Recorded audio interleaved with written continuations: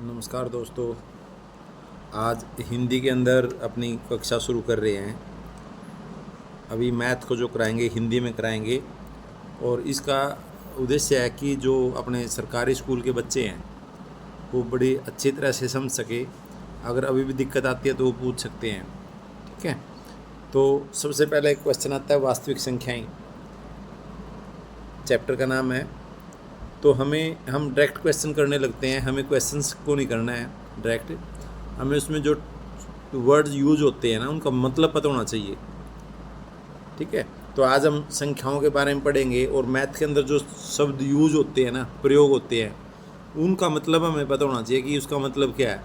जब मतलब पता होगा तो क्वेश्चन क्या है वो समझ में आएगा। जब क्वेश्चन समझ में आएगा तो हम उसको आसानी से कर सकते हैं। तो देखिए, वास्तविक संख्याएं दो तरह की होती है, आपकी प्रमेय संख्या और अप्रमेय संख्या। अभी प्रमेय संख्याओं के अंदर आते हैं पूर्णांक, पूर्ण संख्याएं और प्राकृतिक संख्याएं। तो हम यहाँ से करते हैं। प्राकृतिक संख्याएं क्या होती है? कुछ बच्चे रट लेते हैं 1 2 3 4 5 6 100 उनको प्राकृतिक संख्याएं बोलते हैं, बट पता नहीं होता क्या होती है। मैं बताता हूँ। प्राकृतिक संख्याएं, जो संख्याएं हम प्रकृति से सीखते हैं उनको प्राकृतिक संख्याएं बोलते हैं।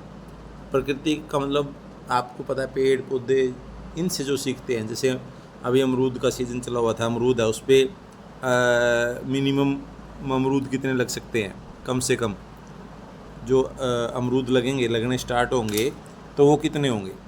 तो सबसे कम अमरूद जो लग सकते हैं उस पर 1 लग सकता है। 1 से कम प्रकृति नहीं देती।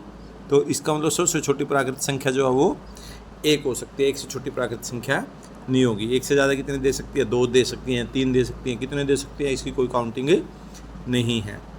फिर एक आर्यभट्ट नाम का मैथमेटिशियन हो, उसने जीरो के बारे में बताया। इन संख्याओं के अंदर जीरो को और जोड़ दिया तो उस ग्रुप का जो नाम रखा वो रखा पूर्ण संख्याएं, जिसको हम W से डिनोट करते हैं। अगर मैथ में कहीं W लिखाता है तो समझ जाना है कि इसका मतलब पूर्ण संख्याएं, होल नंबर्स। एन का मतलब प्राकृतिक संख्याएं, नेचुरल नंबर्स। और इसके बाद आदमी ने व्यापार शुरू कर दिया तो वहाँ प्रॉफिट लॉस की नॉलेज हमें हुई। तो जितनी संख्याएं हमने प्लस में थी वो माइनस में भी ले ली। तो यहाँ प्लस का मतलब धनात्मक मतलब प्रॉफिट, और माइनस का मतलब ऋणात्मक का मतलब लॉस को रिप्रेजेंट करना हो तो माइनस से रिप्रेजेंट करते थे, और प्रॉफिट को रिप्रेजेंट करना हो तो प्लस की संख्याओं से। तो जितना प्लस प्रॉफिट हो सकता है उतना लॉस भी हो सकता है।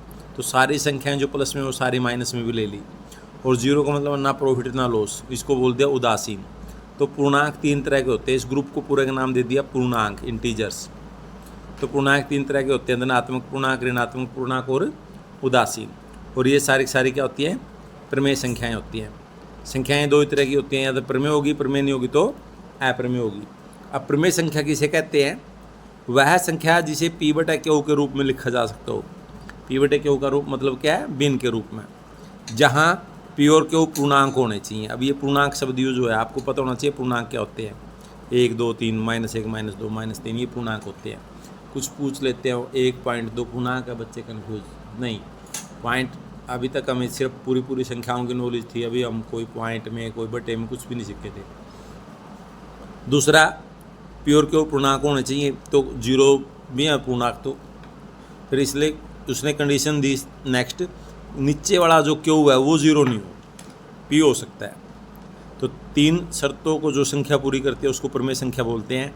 पहली शर्त P/Q के रूप में लिखा जा सकता है, और दूसरा P और Q पूर्णांक हो, तीसरा Q जीरो ना हो।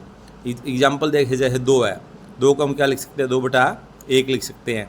तो P का मान 2 है, Q का मान 1 है। तो दोनों क्या है? 1 और 2 पूर्णांक है।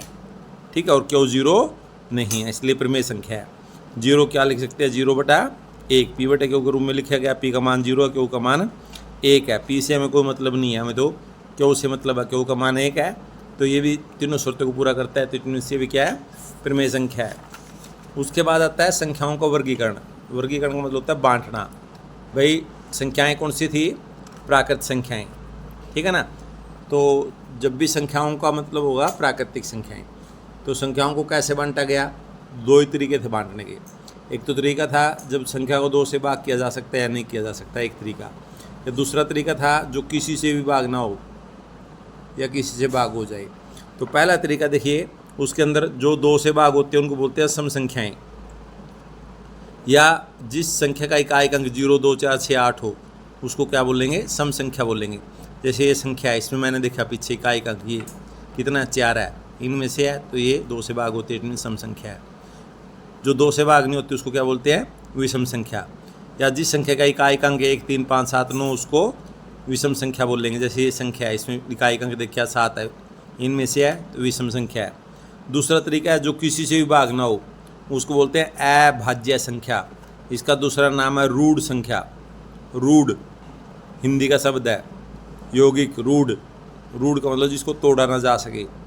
तो वह संख्या जो 1 से बड़ी हो, किससे बड़ी हो, तो पहले ही बोल दिया इसने, इसका मतलब एक अभाज्य संख्या नहीं है। इसने डेफिनेशन में बोल दिया वह संख्या जो 1 से बड़ी हो, वह केवल एक व स्वयं से भाग हो, उस संख्या को क्या बोलते हैं, अभाज्य। या दूसरी परिभाषा दे सकते हैं, वह संख्या जिसके केवल 2 गुणनखंड हो।